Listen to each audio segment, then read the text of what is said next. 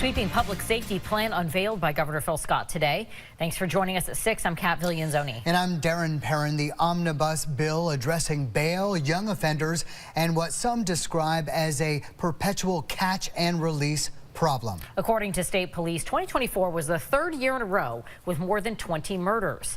Reports of aggravated assaults are up 40% between 2018 and 2023, and property crimes have doubled between 2018 and 2023. Channel 3's Calvin Cutler is live in our Montpelier bureau. Calvin, what are these new bills aimed at doing?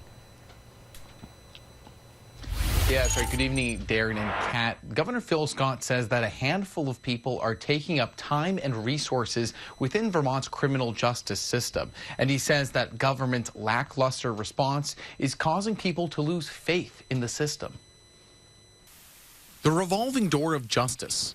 That's what some people call a perpetual cycle of catch and release that we've reported extensively on here in Vermont.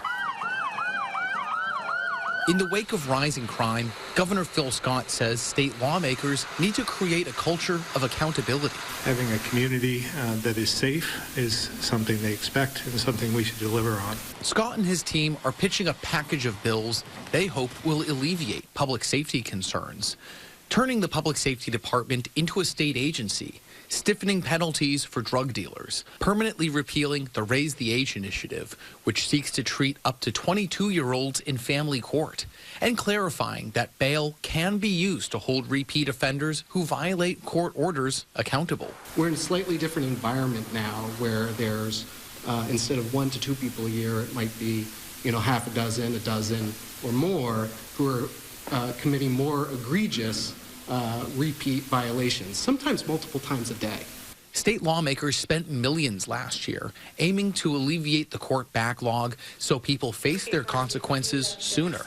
But some say those reforms need more time to pay off. It waives the 24-hour rule and enters a not guilty plea. But others worry more arrests and prosecutions will lead to overcrowding in understaffed jails. It's very likely we're going to be sending more people out of state to private prisons, which is a massive concern to the ACLU.